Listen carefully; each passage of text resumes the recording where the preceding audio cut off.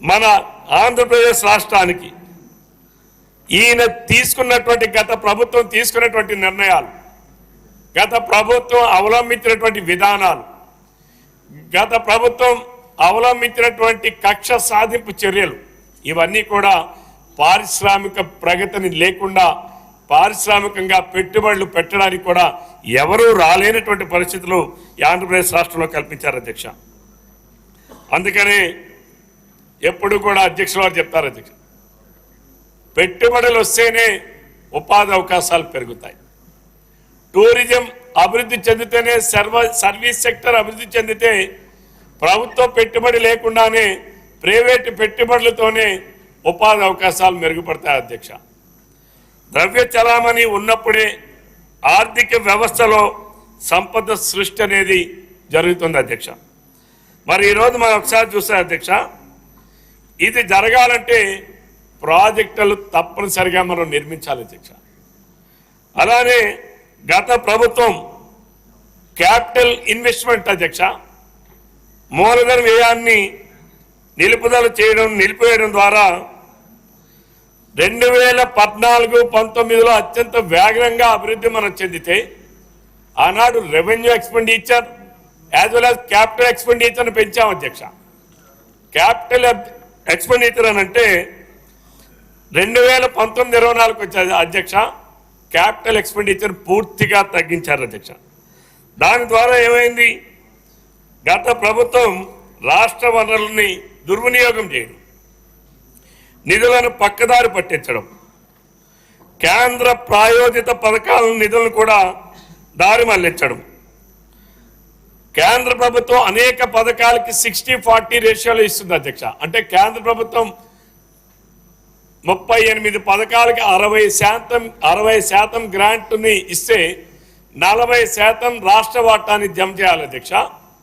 జగన్మోహన్ రెడ్డి గారి నాయకత్వంలో గడిచిన 5 సంవత్సరాలు సక్సెస్ఫుల్గా 18 కేంద్ర ప్రాయోజిత పథకాలకు రాష్ట్ర వాటాన్ని కూడా జమ చేయలేనటువంటి అసమర్థ అవినీతి పరిపాలన అందించడం వల్లనే ఈ రాష్ట్రం ఒక శాపంగా మారింది అధ్యక్ష, ప్రజలకి శాపంగా మారింది అధ్యక్ష. మరి ఈనాడు కార్పొరేషన్ల నిధులు కూడా ఆనాడు మళ్లించారు అధ్యక్ష. రాష్ట్ర ఆర్థిక వ్యవహారాల్ని దుర్వినియోగం చేయడం ద్వారా, అలానే విశాఖపట్నం అనేక ప్రాంతాల్లో ప్రభుత్వ ఆస్తుల్ని తాకట్టు పెట్టారు అధ్యక్ష. స్థానిక సంస్థలు, గ్రామ పంచాయతీలు కానీ, అలానే మున్సిపాలిటీస్ కానీ, కార్పొరేషన్స్ కానీ ఏదైతే కేంద్ర ప్రభుత్వం నిధులు విడుదల చేసినటువంటి వాటిని కూడా దారి మళ్లించడంతో ఇవన్నీ కూడా బిల్లులు చెల్లించలేనటువంటి పరిస్థితులు రావడం వలన కాంట్రాక్టర్స్ కూడా గత ప్రభుత్వం మీద పూర్తిగా నమ్మకం పోయింది అధ్యక్ష. పరిశ్రమలు పెట్టుబడి పెట్టేదారులకి నమ్మకం పోయింది. కాంట్రాక్టర్లు ఎవరైతే గుత్తేదారులు ఉన్నారో వాళ్ళకు కూడా నమ్మకం పోయింది. ఇవన్నీ చూస్తే అధ్యక్ష, గడిచిన ప్రభుత్వంలో ఉద్యోగస్తులకి వాళ్ళకి చట్టపరంగా వాళ్ళకి చెందాల్సినటువంటి, వాళ్ళకి ఇవ్వాల్సినటువంటివి పెండింగ్ బిల్లులు చూస్తే అధ్యక్ష సుమారు 9,200 కోట్లు ఉన్నది అధ్యక్ష. మొత్తం మీద చూసుకుంటే అధ్యక్ష 21,980 కోట్ల రూపాయలు బకాయిలు ఉన్నాయి అధ్యక్ష. అలాగే కేంద్ర ప్రాయోజిత పథకాలకు, అంటే కేంద్ర ప్రభుత్వం ఇచ్చేటువంటి కొన్ని పథకాలకు అధ్యక్ష 4,657 కోట్ల రూపాయలు బకాయిలు ఉన్నాయి అధ్యక్ష. అది కాక 135,224 కోట్ల రూపాయలు బకాయిలు ఉన్నాయి. ఇవన్నీ కూడా ప్రభుత్వం శ్వేతపత్రంలో కూడా ఇవన్నీ కూడా పొందుపరిచి ప్రజలకి చర్చ రూపంలో తీసుకెళ్లడం జరిగింది అధ్యక్ష. మరి ఈరోజు దీనికి అంతటికీ కారణం ఏంటి? గడిచిన 5 సంవత్సరాలు ప్రభుత్వం ఈ రకంగా వ్యవహరించడానికి కారణం ఏంటి? ఒకసారి ఆలోచిస్తే అధ్యక్ష, తన జగన్మోహన్ రెడ్డి గారి వ్యక్తిగత ప్రయోజనాల కోసం ప్రతి స్కీమ్లో కూడా ఒక స్కామ్ అధ్యక్ష. ప్రతి స్కీమ్లో కూడా తనకి లాభం రావాలి అధ్యక్ష.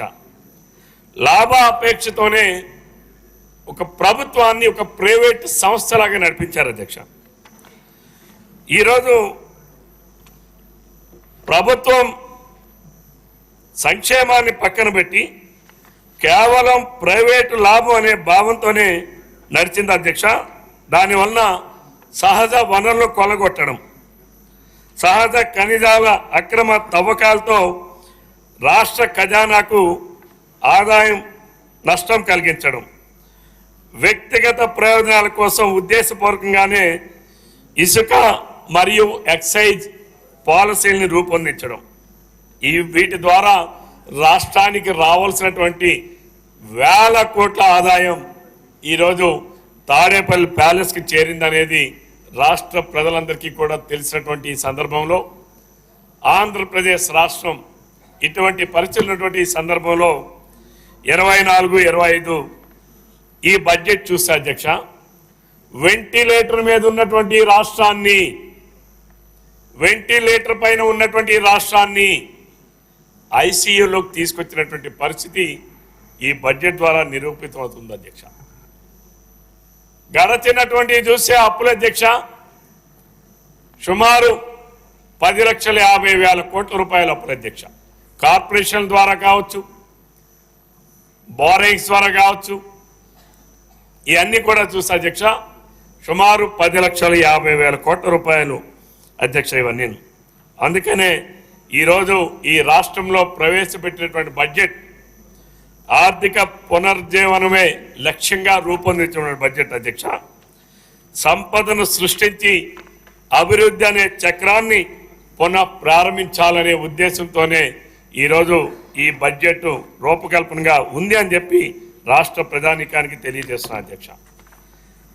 అధ్యక్ష, ఈరోజు మనం ఒక్కసారి చూస్తే అధ్యక్ష ఈ ఫిజికల్ డెఫిసిట్ ఇవన్నీ ఎట్లా ఉన్నాయనేది ఆంధ్రప్రదేశ్ రాష్ట్రంలో గ్రాస్ జిఎస్టిపి చూస్తే అధ్యక్ష 24-25 at current prices is estimated at around 16.41 lakhs crores, amounting to growth of 12.5% over 23-24 అధ్యక్ష.